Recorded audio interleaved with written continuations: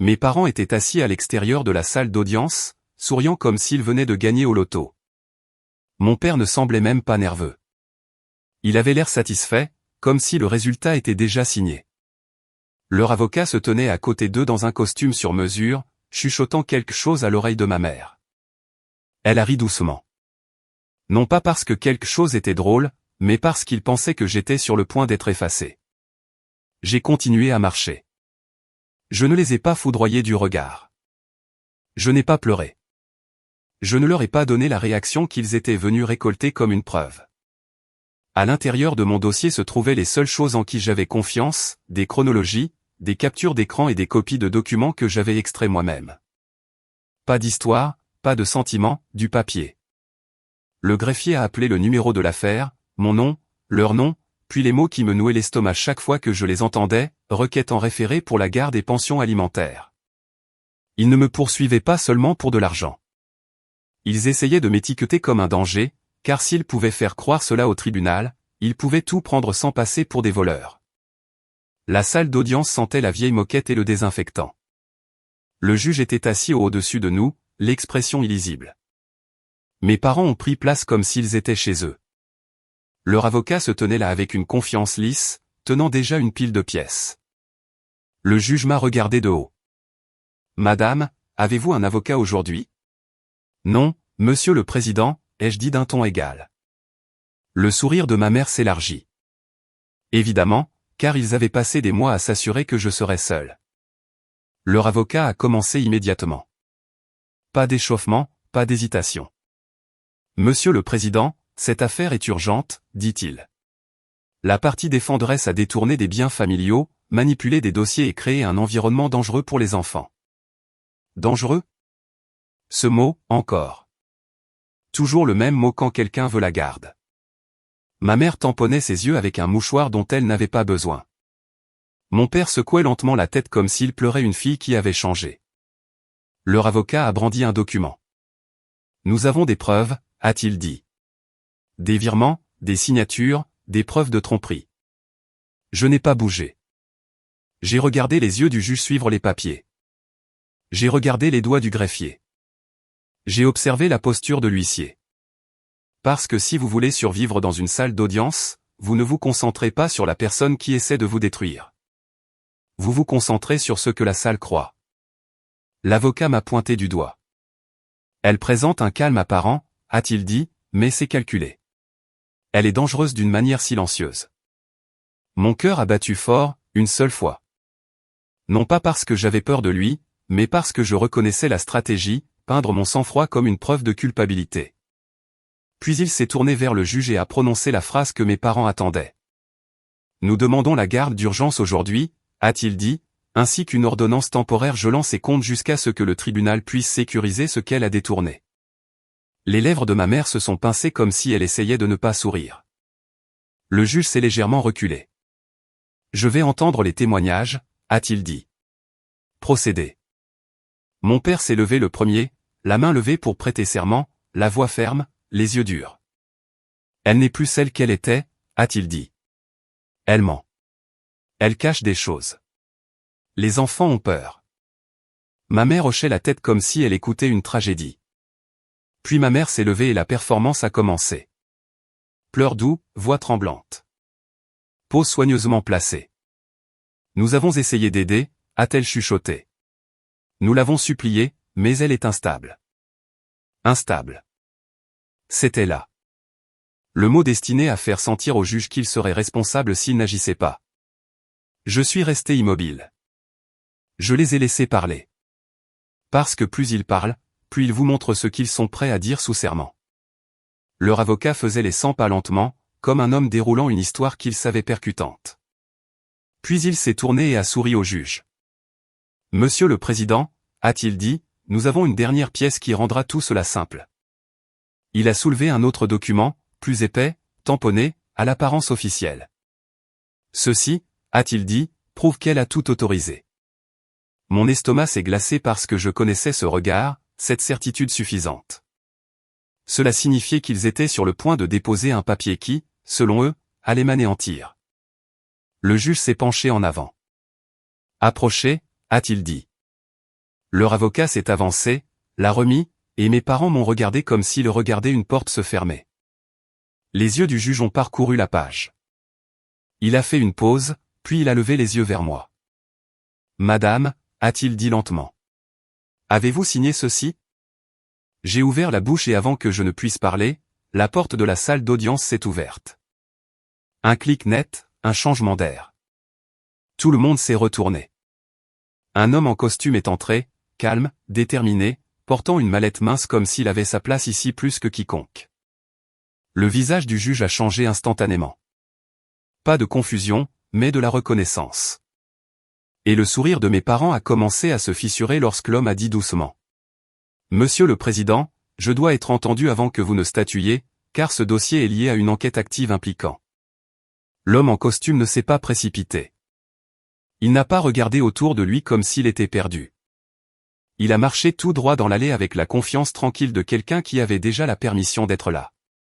Une mallette mince dans une main, un simple dossier sous le bras. L'avocat de mes parents s'est raidi. Monsieur le Président, a-t-il lancé sèchement. C'est hautement irrégulier. Le juge a levé un doigt. Pas vers moi, pas vers mes parents, mais vers lui. Maître, a dit le juge d'une voix serrée. Asseyez-vous. L'homme en costume s'est arrêté devant, a fait un petit signe de tête et a parlé sans drame. Monsieur le Président, je m'appelle Marc Delon, brigade de contrôle des procédures. Brigade de contrôle des procédures. Ces mots ont résonné différemment de ceux d'un avocat. Ils ont résonné comme une procédure et des conséquences. Le sourire de ma mère n'a pas totalement disparu. Elle a essayé de le maintenir en place, mais ses doigts se sont resserrés autour de son mouchoir comme si elle se souvenait soudainement qu'elle tenait quelque chose de fragile. Delon a continué, calme. Nous demandons au tribunal de suspendre toute décision sur la pièce qui vient d'être soumise, a-t-il dit. Parce que ce document est associé à une enquête active impliquant des dépôts falsifiés et des tentatives de coercition dans des affaires de droit de la famille. L'avocat de mes parents s'est levé à nouveau, le visage rougissant. Objection. C'est scandaleux. La voix du juge s'est aiguisée. Maître, a-t-il dit. Vous allez arrêter d'interrompre. L'avocat s'est rassis lentement, la mâchoire serrée. Delon a ouvert sa mallette mince et en a sorti une seule feuille. Scellée, officielle, pas accent grave l'œil. Il l'a remise à l'huissier, qui l'a apportée au juge. Le juge l'a luée, pendant un moment, son expression n'a pas changé.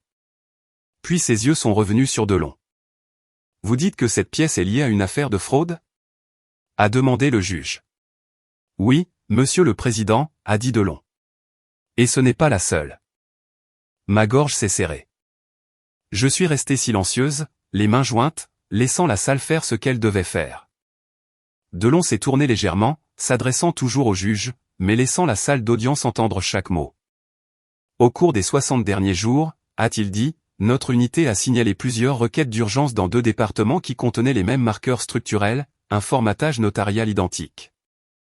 Des modèles de langage identiques et les mêmes signatures de métadonnées dans les documents numérisés.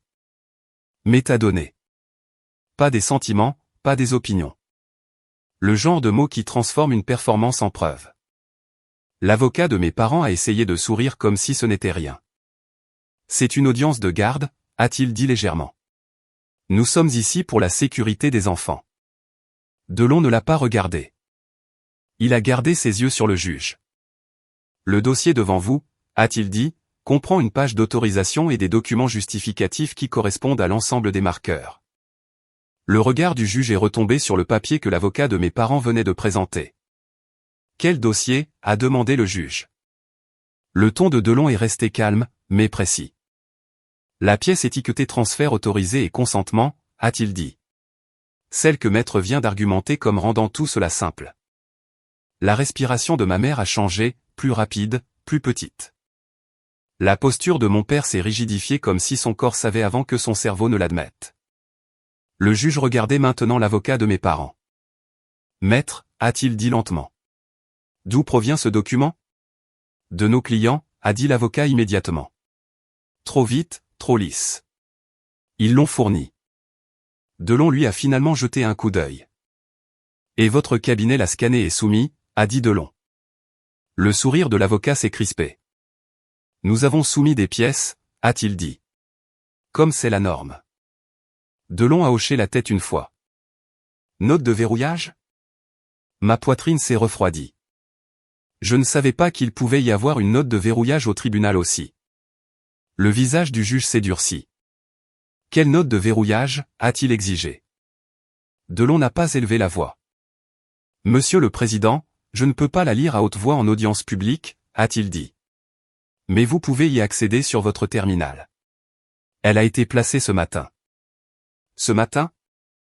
Pas la semaine dernière. Pas de l'histoire ancienne. En direct. Le juge s'est penché vers son écran. Ses doigts ont bougé. Il a tapé. Il a cliqué. Et pendant qu'il lisait, quelque chose dans son visage a changé lentement, puis tout d'un coup. Pas de la colère, pas de la confusion, mais une alarme serrée et contrôlée. L'avocat de mes parents l'a remarqué aussi. Monsieur le Président, a-t-il dit rapidement. Cela devient un cirque. Le juge n'a pas levé les yeux. Taisez-vous, a-t-il dit sèchement. Le silence a frappé la salle. Delon s'est approché d'un pas, la voix toujours calme. Nous ne sommes pas ici pour perturber votre rôle, a-t-il dit. Nous sommes ici parce que si le tribunal statue sur des documents falsifiés, cela nuit à une partie innocente et corrompt le processus. Corrompt le processus. Les lèvres de ma mère se sont entr'ouvertes. Les yeux de mon père se sont plissés comme s'il voulait intimider Delon par sa pure volonté. Delon n'a pas bronché. Il a ouvert le dossier dans sa main et a retiré une deuxième page. Celle-ci avec un bloc surligné vers le bas. Il l'a tenue en l'air. Pas pour le public, juste assez pour que le juge la voie. Ceci est un échantillon de signatures de référence provenant du fichier central des notaires, a dit Delon. Et ceci est le bloc signature sur la pièce soumise par le Conseil. Les yeux du juge sont allés dessus, puis sont retournés à son écran, puis à la pièce. J'ai vu la gorge du juge bouger alors qu'il déglutissait. L'avocat de mes parents s'est penché en avant, la voix tranchante. C'est absurde, a-t-il lancé sèchement. Mes clients sont des grands-parents en deuil. Delon l'a coupé avec la phrase la plus calme que j'ai jamais entendue. Le notaire indiqué sur votre pièce, a-t-il dit, est décédé depuis 8 mois. La salle d'audience est devenue silencieuse comme la mort. Ma mère a émis un petit son. Moitié inspiration, moitié étouffement. Le visage de mon père ne s'est pas seulement crispé, il s'est vidé de son sang. Le regard du juge s'est braqué sur l'avocat. Maître, a dit le juge lentement. Avez-vous vérifié cela avant de le soumettre? La bouche de l'avocat s'est ouverte. Aucun son n'est sorti assez vite. Delon a continué. Contrôlé et chirurgical. Et le numéro d'identification du tampon du notaire, a-t-il ajouté, appartient à une personne différente dans un département différent. Mon estomac s'est tordu parce que j'ai réalisé que mes parents n'avaient pas simplement menti. Ils avaient construit toute une fausse autorité avec confiance. Le juge s'est légèrement reculé, les yeux froids. Monsieur Delon, a-t-il dit. Demandez-vous la saisie du document? Oui, Monsieur le Président, a répondu Delon. Et nous demandons une brève suspension pour que je puisse fournir un contexte scellé qui inclut la piste d'origine. Piste d'origine? Les sourires de mes parents avaient complètement disparu maintenant. Les mains de ma mère tremblaient autour de son mouchoir. Mon père regardait droit devant lui comme si, s'il ne bougeait pas, la réalité ne bougerait pas non plus. Le juge a regardé mes parents, puis leur avocat, puis moi. Puis il a dit, calme et définitif. Suspension, 10 minutes. Maître, ne partez pas huissier, sécurisez la pièce. Alors que la salle bougeait, l'avocat de mes parents s'est penché près d'eux, chuchotant avec urgence maintenant. Plus détendu, plus lisse. Et les yeux de ma mère ont croisé les miens pendant une fraction de seconde. Pas de tristesse, pas de honte, du pur calcul, car même maintenant, elle pensait à son prochain coup. Au moment où le juge s'est levé, ma mère a bougé comme si la salle d'audience était soudainement redevenue un couloir. Un endroit pour la pression, un endroit pour les scènes. Alors que les gens se levaient et que les chaises raclaient le sol, elle est venue vers moi avec ce chuchotement doux et furieux qu'elle réserve au moment où personne n'est censé entendre. Tu penses que ça t'aide? A-t-elle sifflé. Tu viens de nous embarrasser devant tout le monde. Je n'ai pas répondu. J'ai gardé les mains jointes, les yeux vers l'avant. Parce que la façon la plus rapide de perdre sa crédibilité au tribunal est d'avoir l'air de participer au chaos familial. Mon père s'est approché, bloquant la moitié de ma vue sur l'allée. « Tu es fini », a-t-il dit doucement. Même si ce papier est rejeté, le juge a déjà entendu ce que nous avons dit. Leur avocat est apparu à côté d'eux, le visage tendu, la voix basse. « Ne lui parlez pas », a-t-il murmuré. Pas parce qu'il se souciait de moi, mais parce qu'il ne voulait pas plus de témoins de leur panique. De l'autre côté de la salle, Marc Delon, de la brigade de contrôle des procédures, parlait déjà à l'huissier d'un ton calme et sec. L'huissier a placé la pièce dans une enveloppe scellée comme si ce n'était plus une preuve, mais de la contrebande. C'est à ce moment-là que j'ai compris que mes parents n'essayaient pas seulement de gagner la garde. Ils essayaient de la gagner avec un document qui pourrait mettre quelqu'un menottes au poignet. Les yeux de Delon se sont tournés brièvement vers moi. Pas chaleureux, pas émotif, professionnel, comme s'il vérifiait que la personne ciblée était toujours debout. « Madame », a-t-il dit doucement en passant, « ne leur parlez pas pendant la suspension. S'ils vous approchent, reculez et laissez l'huissier gérer. » Ma gorge s'est serrée. J'ai hoché la tête. Le sourire de ma mère est revenu. « Mince et dangereux. Écoute-le », a-t-elle chuchoté. « Il pense qu'il est ton sauveur. Il ne sait pas qui tu es. » Puis elle a pivoté, instantanément plus forte pour que quiconque à proximité puisse entendre. « Nous sommes juste inquiets pour les enfants », a-t-elle dit, les mains tremblant théâtralement. C'est tout ce que cela a toujours été. Mon estomac s'est retourné. Je l'ai regardé faire comme je l'avais regardé faire toute ma vie. Changeant de masque en fonction du public. L'huissier a fait signe à tout le monde de sortir. Dans le couloir extérieur, l'air était plus froid. Les lumières fluorescentes donnaient à tout le monde un air légèrement malade. Mes parents se sont rassemblés près d'un banc comme un front uni. Leur avocat n'était plus aussi lisse. Il chuchotait rapidement maintenant, les yeux scrutant le couloir, vérifiant qui pourrait écouter. Je me tenais à quelques pas près du mur, laissant l'espace être ma protection. Et c'est là que j'ai remarqué quelque chose que je n'avais pas remarqué à l'intérieur. Delon n'était pas seul. 2 autres personnes étaient arrivées pendant la suspension. L'une dans un costume conservateur tenant un dossier scellé. Une autre portant une petite mallette rigide comme un ordinateur portable. Pas des avocats, pas de la famille. La deuxième personne a accroché un badge à sa veste en s'approchant du guichet du greffe. Ma gorge s'est serrée. Ce n'était pas une simple interruption. C'était un déploiement. L'avocat de mes parents les a vus aussi. Son visage s'est légèrement vidé de son sang. Il s'est penché plus près de mon père, chuchotant. La mâchoire de mon père s'est serrée. Les yeux de ma mère se sont plissés, calculant à nouveau. Puis elle a fait quelque chose qui m'a glacé la peau. Elle a sorti son téléphone et a commencé à taper rapidement, furieusement. Quelques secondes plus tard, mon propre téléphone a vibré dans mon sac à main. Un texto de ma sœur. « Ne les laisse pas prendre cette affaire. Dis au juge que tu es d'accord avec nous. Dis le juste.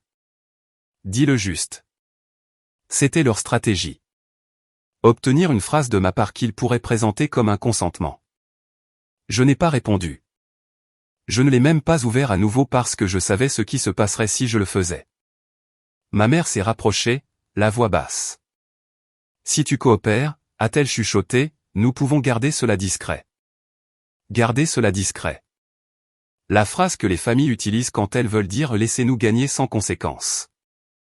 J'ai regardé droit devant moi. « Je ne vous parle pas », ai-je dit calmement. Son visage s'est crispé. « Oh, alors maintenant tu es la victime. » Mon père s'est penché, les yeux durs. « Tu penses que cet homme en costume est là pour toi ?» a-t-il dit. « Il est là pour le tribunal, et le tribunal va te regarder et demander pourquoi tes propres parents pensent que tu es dangereuse. » J'ai senti mon cœur battre fort une fois.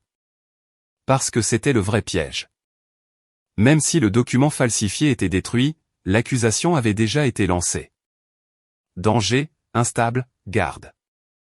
Il voulait que le juge sente que ne rien faire était risqué. Puis Delon est entré dans le couloir et la température a changé. Il n'a pas parlé fort. Il n'en avait pas besoin. Le greffier du juge a ouvert la porte de la salle d'audience et a appelé doucement. Avocat est parti, retourné à l'intérieur. L'avocat de mes parents a dégluti difficilement. Ma mère a lissé ses cheveux. Mon père a roulé des épaules en arrière comme s'il enfilait une armure. À l'intérieur de la salle d'audience, le juge est revenu avec un visage qui n'était plus neutre. Il était contrôlé, concentré. L'enveloppe scellée contenant la pièce reposait sur le bureau du greffier comme un avertissement. Le juge a regardé Delon en premier. « Monsieur Delon », a-t-il dit. « Vous avez dit qu'il y avait une piste d'origine. »« Oui, monsieur le président », a répondu Delon. Il a ouvert sa mallette mince et a retiré une seule feuille avec une bande de code-barre en haut. Il l'a remise à l'huissier qui l'a remise au juge. Le juge a lu et j'ai vu sa main s'immobiliser. Ses yeux se sont déplacés une fois lentement vers l'avocat de mes parents, puis sont revenus à la page. Puis il a parlé, la voix calme mais tranchante. « Maître, pourquoi cette piste d'origine indique-t-elle que le document a été créé sur le réseau informatique de votre cabinet ?» La salle d'audience s'est figée. La bouche de l'avocat de mes parents s'est ouverte, fermée. La tête de ma mère s'est tournée brusquement vers lui.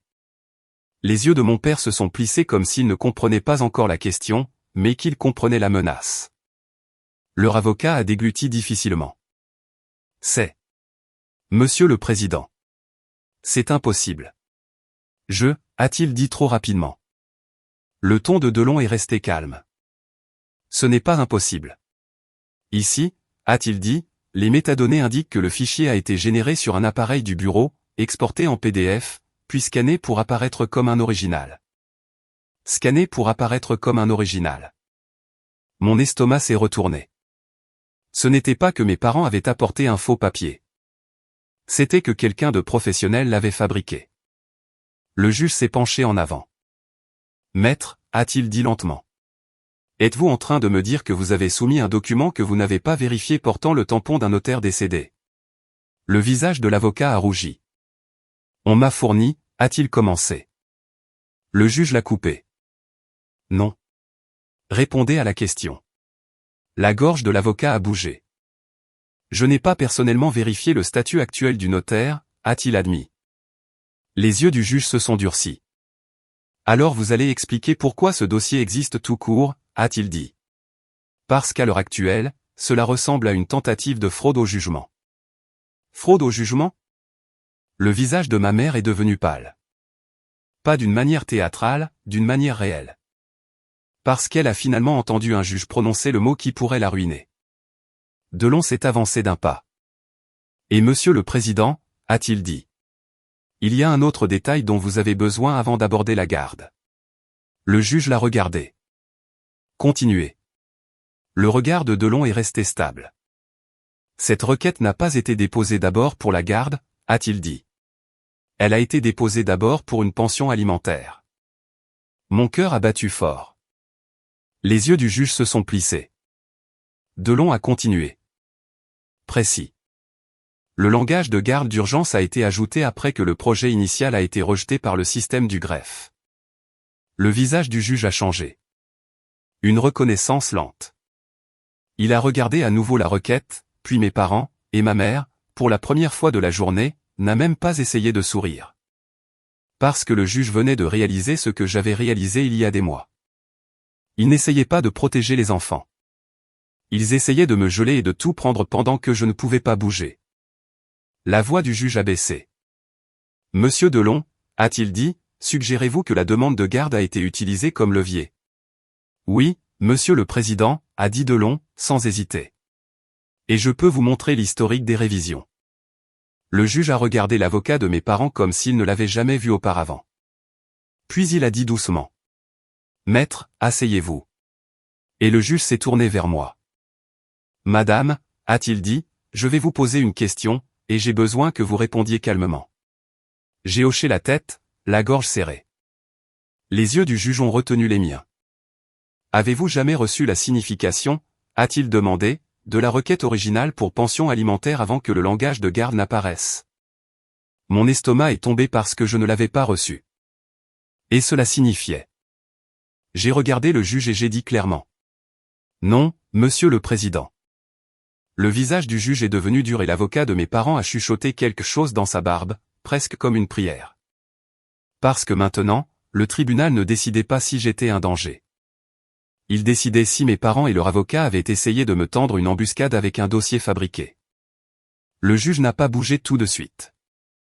Il a regardé la requête comme s'il la lisait pour la première fois, non pas comme une histoire, mais comme une arme. Puis il a levé les yeux.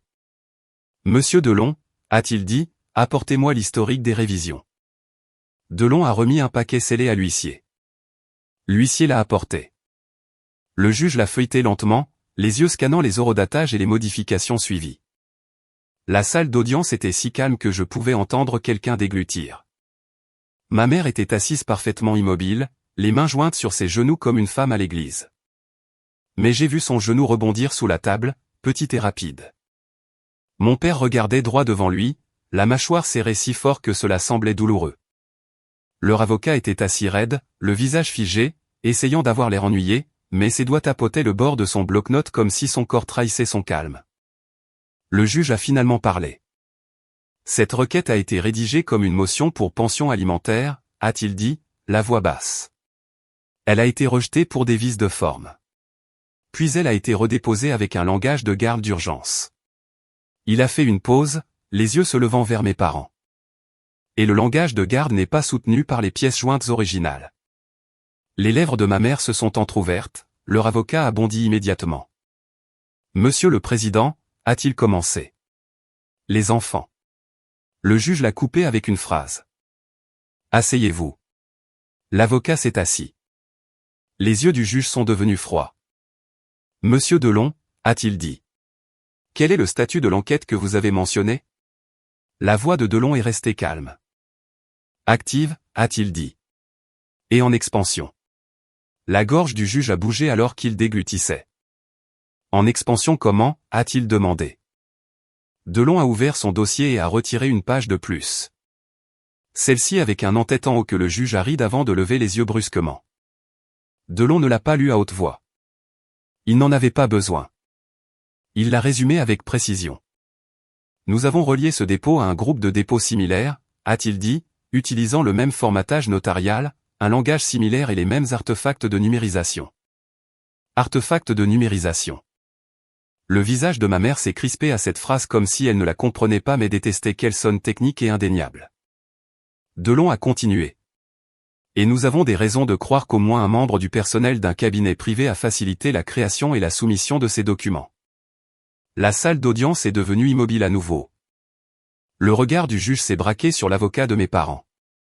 Maître, a dit le juge lentement. Êtes-vous accusé de faciliter des dépôts frauduleux? Le visage de l'avocat a rougi.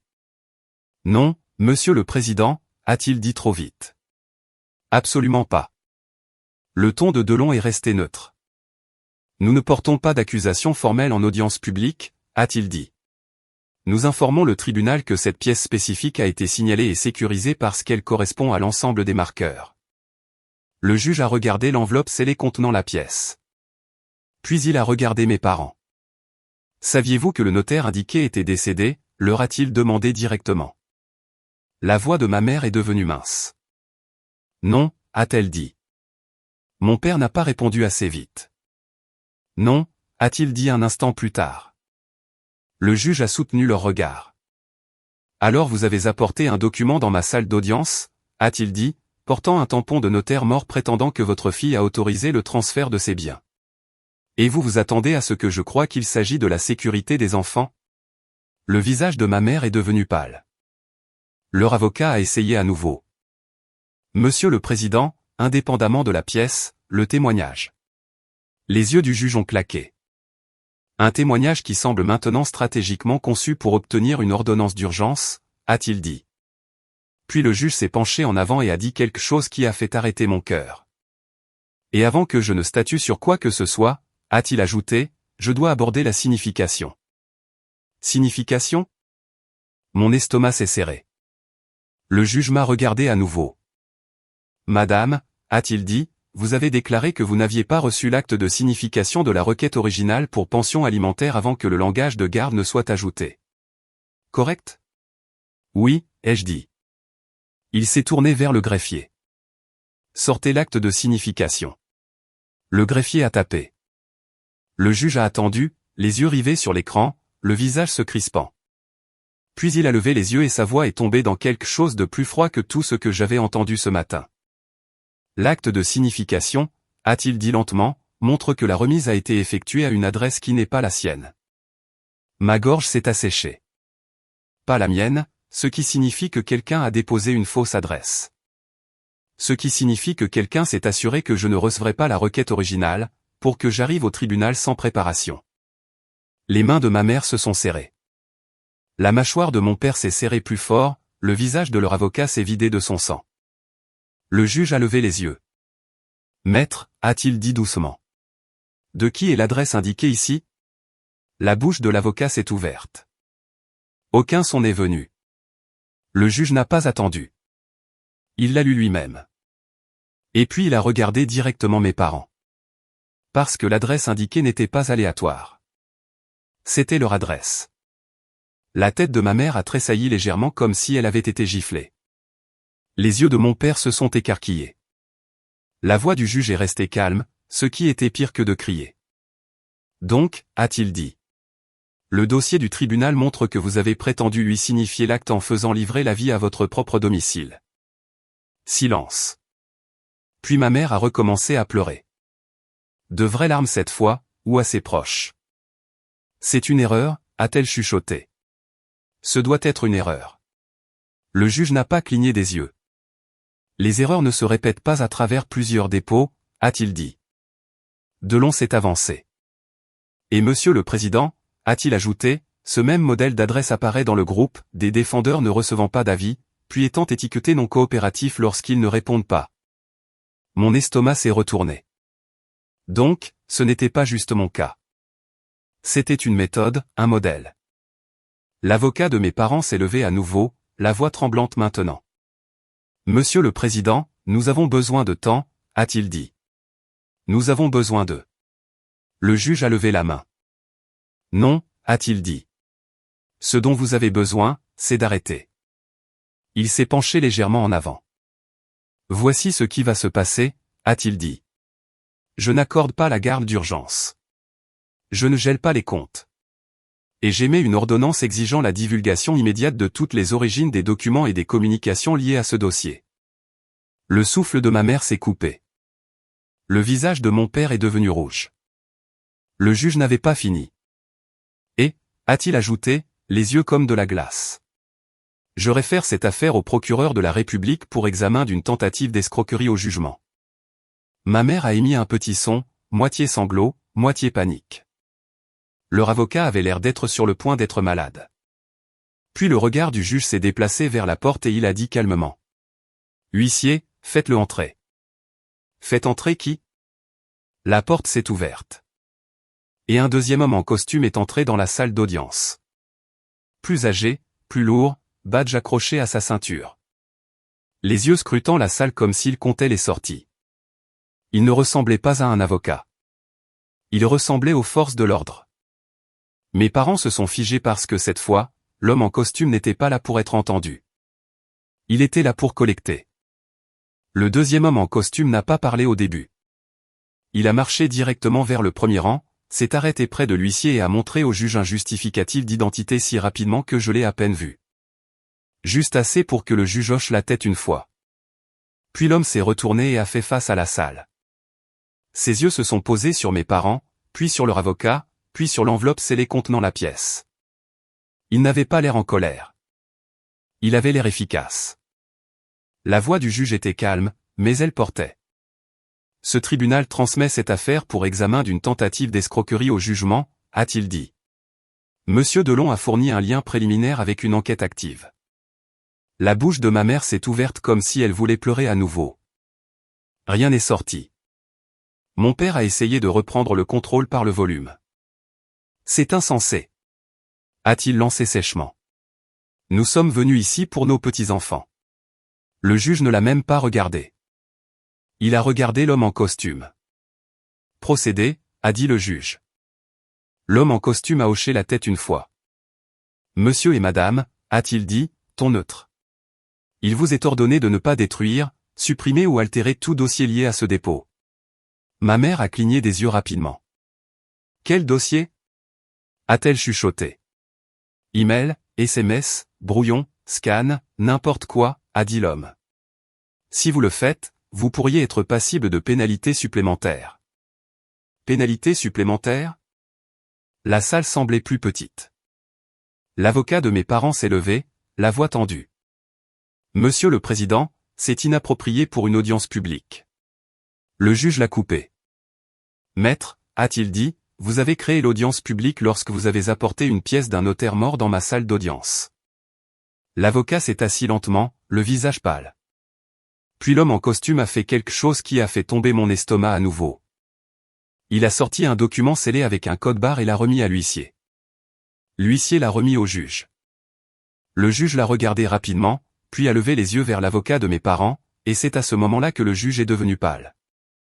Pas le pâle de c'est sérieux, le pâle de cela a basculé dans quelque chose de plus grand que ma salle d'audience. Il s'est raclé la gorge. Maître, a-t-il dit lentement. Cela indique que votre cabinet a été cité dans une enquête plus large. La bouche de l'avocat de mes parents s'est ouverte. Son visage est devenu blanc. La main de ma mère a commencé à trembler sur ses genoux. La mâchoire de mon père s'est serrée si fort qu'elle semblait sur le point de craquer. L'homme en costume a parlé à nouveau, toujours neutre. Nous demandons la préservation immédiate des appareils, a-t-il dit. Téléphone et ordinateur de bureau pertinents pour la création de ces documents. La voix de ma mère s'est brisée. Vous ne pouvez pas prendre nos téléphones, a-t-elle chuchoté. L'homme l'a regardé. Je peux demander la conformité, a-t-il dit. Ou je peux demander une commission rogatoire. Votre choix détermine la rapidité avec laquelle cela se passera. L'avocat de mes parents a dégluti difficilement. Monsieur le Président, a-t-il dit, la voix tremblante maintenant. J'ai besoin d'une suspension. Les yeux du juge étaient de glace. Non, a-t-il dit, vous avez besoin d'arrêter. Puis le juge s'est tourné vers moi. Madame, a-t-il dit, la voix plus douce mais toujours contrôlée. Je vais être clair pour le dossier. Vous ne perdez pas la garde aujourd'hui. Et aucune ordonnance de gel ne sera émise contre vous. Ma gorge s'est serrée, le soulagement arrivant tardivement comme si mon corps ne faisait pas encore confiance aux bonnes nouvelles. Le juge a regardé mes parents. Et vous, a-t-il dit, ne la contacterez pas en dehors de votre avocat jusqu'à nouvel ordre. Ma mère a tenté une dernière performance, sa voix tremblant comme si elle était la partie blessée. Nous voulions seulement protéger les enfants, a-t-elle chuchoté. La voix de Delon a coupé, calme et chirurgicale. Non, a-t-il dit. Vous vouliez le contrôle financier, et vous avez utilisé le langage de la garde comme levier. Le visage de ma mère s'est tordu, la rage et la peur se battant pour l'espace. Mon père s'est levé soudainement. C'est de sa faute? A-t-il lancé sèchement en me pointant du doigt. Elle a toujours été. Asseyez-vous, a dit le juge plus fort. Mon père s'est figé. La salle d'audience est redevenue silencieuse. Le juge s'est penché en avant. Si vous parlez encore sans permission, a-t-il dit, vous serez tenu pour outrage au tribunal. Mon père s'est assis. Ma mère regardait droit devant elle comme si elle essayait de se dissocier pour échapper à sa responsabilité. L'homme en costume s'est rapproché de l'avocat de mes parents. Monsieur, a-t-il dit, nous contacterons votre cabinet d'ici la fin de la journée concernant la préservation. L'avocat a hoché la tête faiblement comme si son cou avait perdu sa force. Puis finalement, le juge a ramené l'attention sur le numéro de l'affaire au rôle. Cette affaire est renvoyée, a-t-il dit. La requête est rejetée en attendant examen. La pièce est saisie, et le tribunal émettra des ordonnances de protection si nécessaire. Il m'a regardé à nouveau. Vous êtes libre de partir, a-t-il dit. Libre de partir. Je me suis levé lentement, les jambes instables. Je n'ai pas regardé mes parents.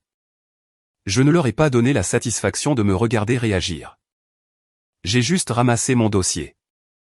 Alors que je marchais vers la porte, j'ai entendu ma mère chuchoter, bas, venimeux, destiné uniquement à moi. Tu penses que tu as gagné. Je ne me suis pas retourné parce que j'ai enfin compris. Ce n'était jamais une dispute familiale. C'était une opération. Et les opérations ne fonctionnent que lorsque vous gardez la cible silencieuse, isolée et honteuse. Mais aujourd'hui, un homme en costume est entré, et le tribunal a cessé d'être leur scène. À l'extérieur du palais de justice, l'air semblait trop propre, trop brillant. Marc Delon m'a rattrapé sur les marches. Il n'a pas souri. Il n'a pas réconforté. Il m'a juste tendu une petite carte. Gardez votre communication par écrit, a-t-il dit. Et s'il vous contacte, transférez-le. Pas d'appel. J'ai hoché la tête. Pourquoi êtes-vous venu aujourd'hui, ai-je demandé, la voix mince. Les yeux de Delon sont restés stables. Parce que votre cas correspondait au modèle, a-t-il dit. Et parce que vos parents n'étaient pas les premiers. Mon estomac est tombé. Combien, ai-je chuchoté. Il n'a pas répondu directement. Il a juste dit. Assez. Puis il s'est retourné vers le palais de justice.